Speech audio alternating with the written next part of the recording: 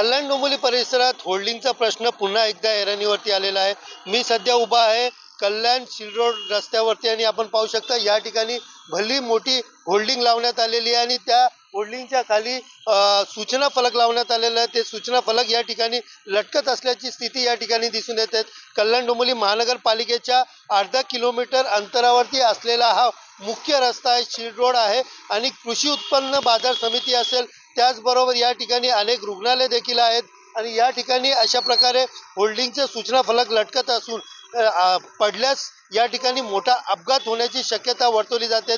एकंदरीत पाहायला गेलं तर 1 वर्षापूर्वी घाटकोपरमध्ये होल्डिंग पडल्यामुळे 17 जणांचा मृत्यू तर 70 पेक्षा जास्त जण जखमी झाले होते व त्यानंतर प्रशासन ॲक्शन मोडवरती आलं होतं। मात्र तरी देखील कल्याणमध्ये गेल्या वर्षभरामध्ये ही दुसरी घटना असून या ठिकाणी पहिल्यांदा सदानंद चौक या ठिकाणी अशाच प्रकारचं होल्डिंग पडून अनेक गाड्यांचं नुकसान देखील झालं होतं। मात्र पुन्हा एकदा या ठिकाणी मोठ्या प्रमाणात दुर्घटना घडण्याची शक्यता आहे।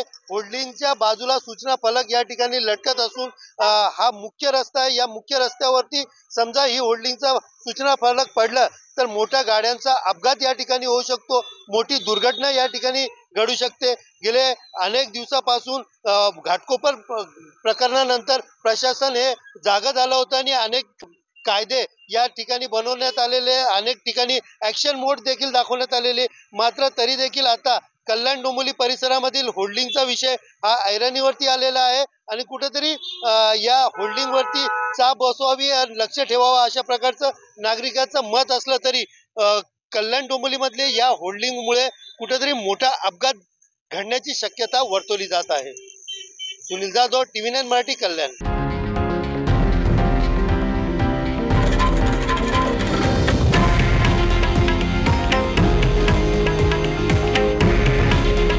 हे आहे देशातील नंबर 1 न्यूज नेटवर्क आणि आपण पाहत आहात TV9 मराठी।